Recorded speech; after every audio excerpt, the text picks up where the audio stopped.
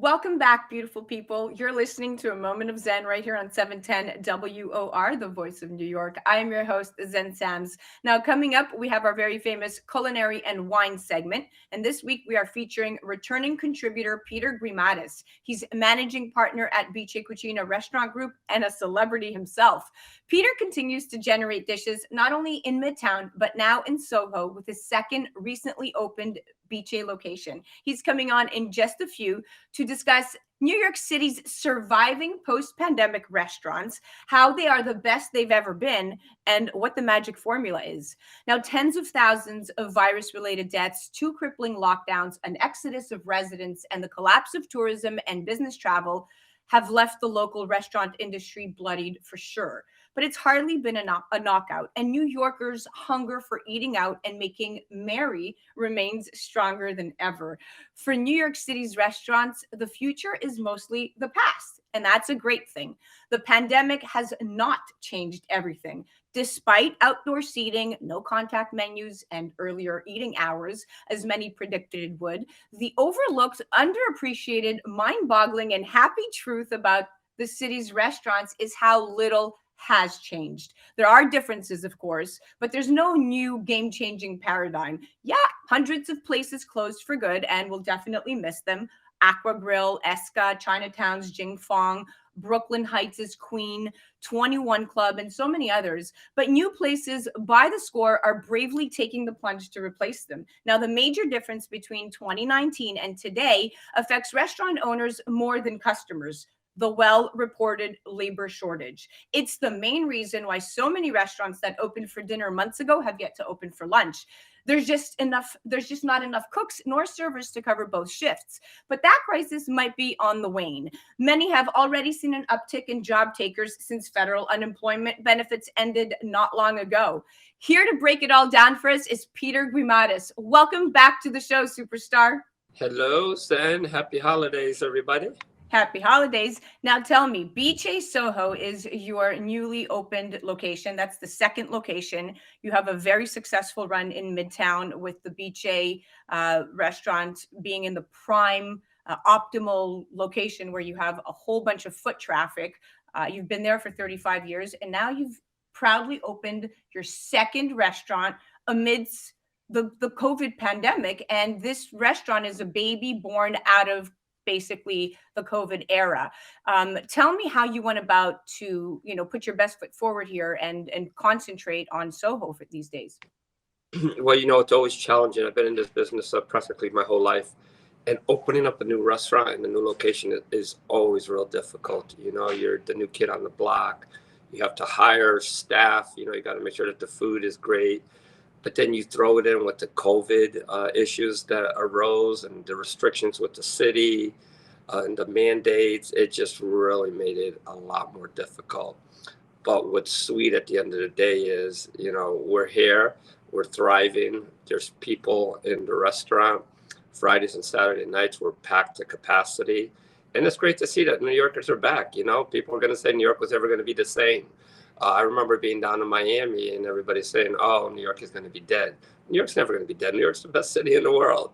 This was just a hiccup for us. We're back and better than ever before. That's right. Back and better than ever, baby. Right here in the tri-state area and right here at 710 WR, which we are the voice of New York. We always love to feature the restaurants that most New Yorkers tend to go to. And we know that the Bice in Soho happens to be a Bice geared more towards locals and perhaps even families that have transplanted to Soho, which is now on the uptick for families in Manhattan. There's a lot of new families, millennials populating that area. You have a lot of cool promos going on down there. Talk to me about this unique happy hour, because I know for a fact there's tons of moms in that downtown area that will love this happy hour. Talk to me about it. So, I originally had done this happy hour in Connecticut where I had a bar, and I became famous for this happy hour, and it was 50% off. The hours in Soho is probably going to be 3 to 6. Still not sure yet, maybe 4 to 6. But it's basically come and enjoy our great bottles of wines from Italy and 50% off. So if your bill is normally $300, you only pay $150. If you're buying a $200 bottle of a Barolo, it's only going to be $100. Our That's $34 amazing. pasta will be half. So for people that are budget conscious, or even if you're not budget conscious and you just want to get a lot of great food for an extremely reasonable price, Beach is going to have 50% off happy hour, which nobody in the city is doing this. Nobody in the city is doing. I know for a fact. Great. That's amazing. So happy hour. And when is that happy hour starting? I'm probably going to start it right after the holidays, or maybe a little bit before the holidays. I'm not sure yet. Right now in Awesome. Midtown, I mean, if you see the restaurant behind me, in about 2 hours, it'll be completely packed, and my bubble outside will be completely packed. I love So it.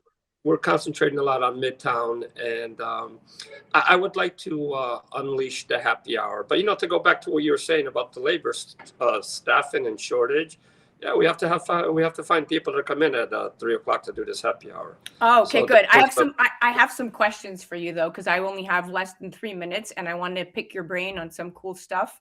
Um, I want to get through a really cool food trivia with you if we have time in the last minute, perhaps. But what's the best decision that you think you have ever made as a restaurant owner? Quick answer. hang in there, negotiate with your vendors and your landlord, and just keep plugging away, because eventually the sun will rise again, and you'll be stronger for it. And that's why you've stood the test of time for sure. Now, quickly, how do you market your restaurants? Yelp, social, word of mouth, but you need to emphasize one platform. Is it IG, Facebook? What is it for you? It'd probably have to be social media and word of mouth. We don't spend a lot of money on advertising. I know it sounds a little ridiculous to say, but word of mouth and shows like yours, they're the way that people come and see us. Yes, of course. We love you are the only category that we promote in food and restaurant in the tri-state area for a reason, my friend, for a reason. Now, what are your holiday plans? Are you taking a little bit of time off?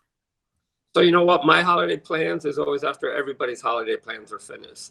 So until the end of the year, You're we're working serving through it. people.